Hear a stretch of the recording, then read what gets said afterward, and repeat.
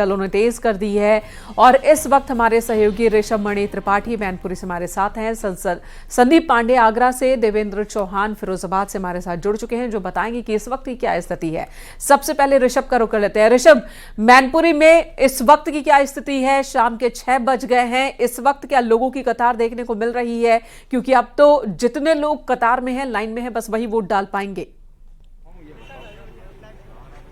नहीं, देखिए 6 बज चुका है, 6:09 हो रहा है, वोटिंग का समय खत्म हो चुका है।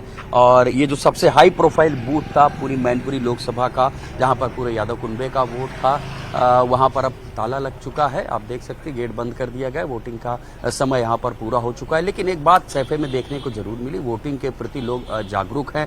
सुबह 7 बजे से ही बुजुर्ग लोग आने शुरू हो गए थे और शाम को 6 बजे जब वोटिंग खत्म हो रही है तब भी एक नौजवान है जो दौड़ते भागते हुए आए हैं। पहला वोट जिसने डाला हमने उनको भी दिखाया, अभय राम यादव जो मुलायम सिंह के छोटे भाई हैं। ये युवक हैं, देखिए ये भी, इन्होंने आखिरी वोट डाला। आप इतनी देर क्यों हो गई, कहाँ से इतना समय लगा? एक्चुअली मेरे सामने एक प्रॉब्लम क्रिएट हो गई थी। मैं एक अपनी फ्रेंड की वाइफ को लेके कानपुर गया था एक एक्सीडेंट में।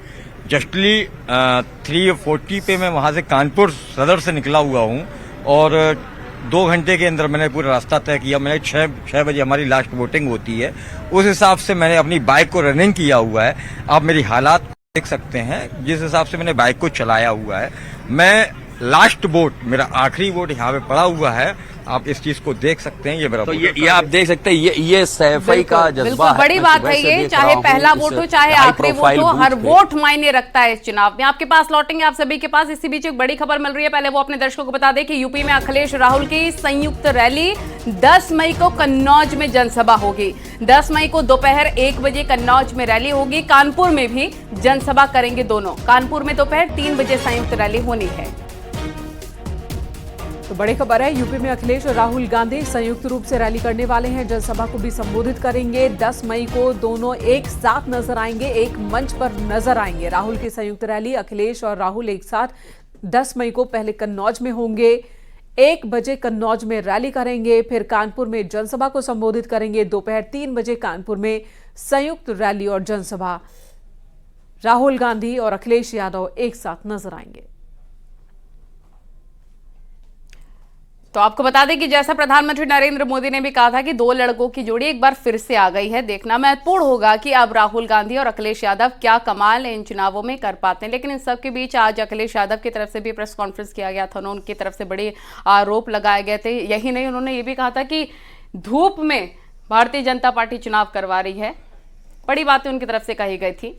लेकिन इन सबके बीच तमाम सहयोगी हमारे साथ जुड़े हुए हैं। संदीप पांडे आगरा से जुड़े हैं, उनका भी रुख कर लेते हैं। संदीप, वहां की कैसी स्थिति है? 6 बज गए, मतदान का वक्त समाप्त हो गया है, तस्वीरें जरा वहां से दिखाएं। ये आगरा का मतदान केंद्र है, जहां से एक भी मतदाता इस समय मतदान केंद्र है, जहां से एक भी मतदाता इस समय बूथ पर मौजूद नहीं है, बल्कि जो स्टाफ है वो अंतिम प्रक्रिया पूरी कर रहा है। अभी मशीन को सील किया जाएगा, इसके बाद यहां से सुरक्षित मशीनें ईवीएम जहां पे स्ट्रांग रूम है वहां भेजा जाएगा। अगर बात करें आगरा में मतदान की, तो 5 बजे तक 51% मतदान हो चुका था।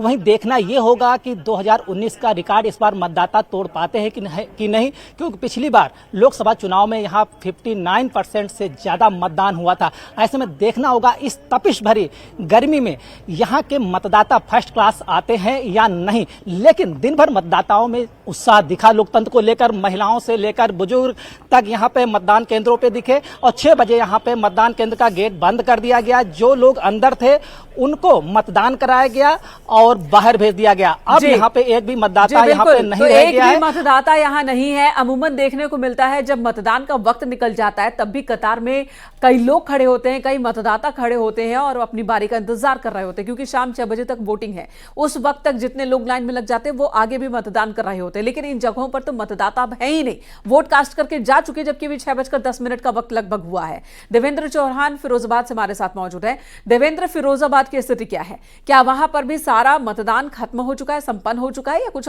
लोग अब भी दिख रहे हैं कतार में?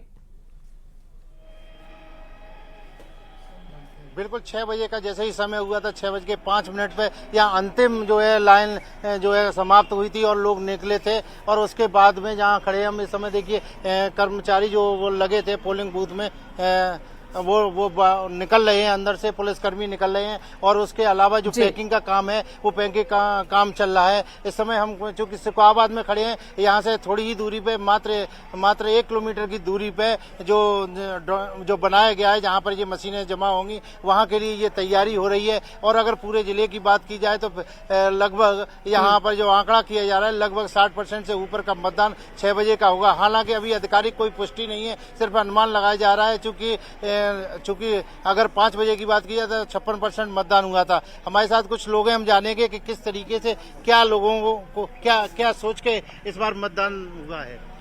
देश आगे बढ़ेगा, उन्नति के पथ पर जाएगा, यही सोच करके हम लोगों ने वोट किया है।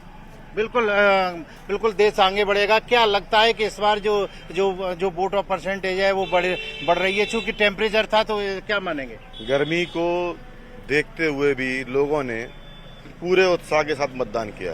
नरेंद्र मोदी जी के द्वारा किए गए कार्य लोगों को मतदान के लिए प्रेरित कर रहे हैं। बिल्कुल, यानी कि गर्मी बढ़ती गई लेकिन लोगों का जोश ठंडा नहीं हुआ। आप सभी का बहुत शुक्रिया, आप सभी ने महत्वपूर्ण जानकारी दी। लेकिन तीसरे चरण की वोटिंग के दौरान कई रंग यहां पर देखने को मिले हैं। कड़ी धूप में वोटर वोट कास्ट करने के लिए मतदान केंद्र आए।